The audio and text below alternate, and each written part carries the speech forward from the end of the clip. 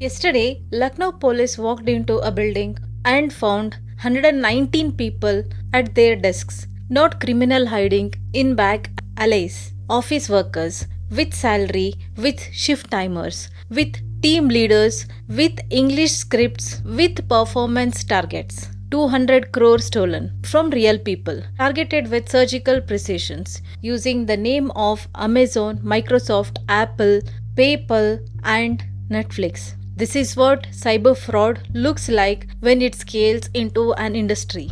In this video, I'm going to take you inside this operation, how it was structured, who they hire, what scripts they used, and exactly how a call from one of these operations upholds from the first second. Stay till the end because I'm going to give you a 60 seconds test that identifies a fake customer care call every single time, regardless of how professional it sounds. A cybersecurity professional.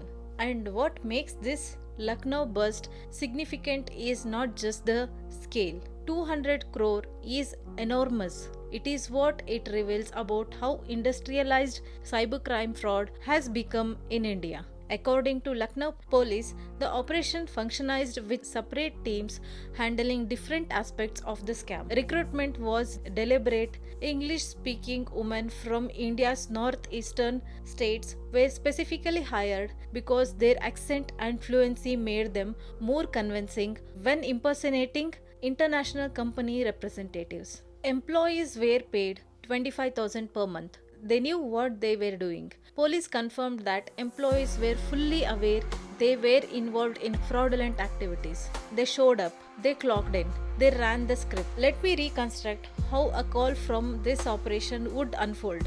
A target in the United States receives a call. The caller identifies themselves as an Amazon customer support representative. They tell the targets that unusual transactions have been flagged on their account. A purchase they did not make, a subscription they did not initiate. The target is alarmed. The caller is sympathetic and helpful. They offer to resolve the issue immediately. They ask the target to verify their account details. Then, in the process of resolving the issue, they warn that the fraud has been escalated. The transactions made may be linked to money laundering. This call is being transferred to the appropriate authorities. An FBI agent comes on the line. The FBI agent confirms the account is under investigation. The target is now terrified. The agents offer a resolution. The target needs to secure their funds by purchasing gift cards and providing the codes. This removes their money from the compromised account until the investigation clears. Notice the architecture. First, alarm, then trust, then fear, then resolution that requires payment. Every step is calibrated, every transaction is scripted. The employees in Lucknow were not improvising. They had a tested playbook refined over months. Let me break down why this particular script sequence is so effective, because understanding the psychology is what helps you recognize it in the real time. The Amazon opener creates alarm using an institution the target trusts and uses. It is personal. It appears to be about the target's specific account. The customer support framing creates a helping relationship before any threat appears. The FBI escalation is pivot. It converts a customer service call into a law of enforcement situation. This dramatically raises stakes and introduces fear, a much more powerful compliance driver than alarm. The target is no longer dealing with billing dispute. They are now potentially implicated in a criminal investigation. The gift card resolution works before it appears to give the target agencies. They are doing something to protect themselves, and gift cards are the chosen payment mechanism because they are immediate, irreversible, and virtually untraceable once the codes are transmitted. This is the structural sophistication. Here is the part that genuinely disturbed me when I read the investigation details. How structurally sophisticated this operation was. The separate teams handled separate stages of each call.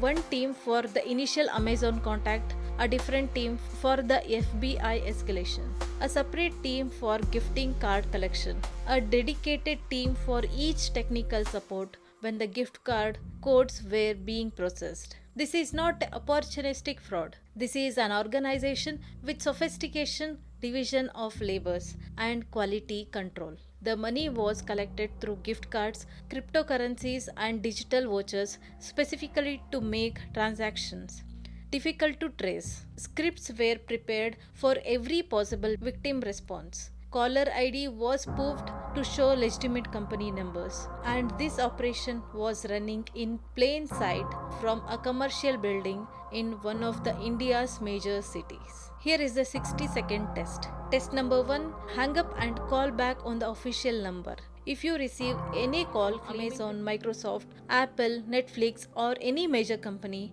hang up. Do not press 1.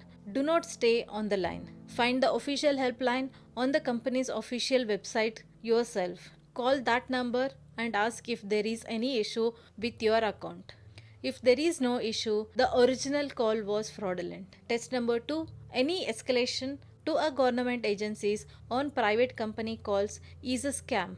Always. Amazon does not transfer you to the FBI. Apple does not connect you to enforcement director. Netflix does not patch you to RBI. A legitimate company resolves its own customers' issues. Any call that escalates from a company to a law of enforcement agencies is operating the Lucknow playbook. Test number 3: gift cards. Cryptocurrencies or UPI transfers are never legitimate payment for account security. No government agencies, no companies, no bank will ever ask you to purchase gift cards to secure your account. Gift cards cannot be traced or reversed.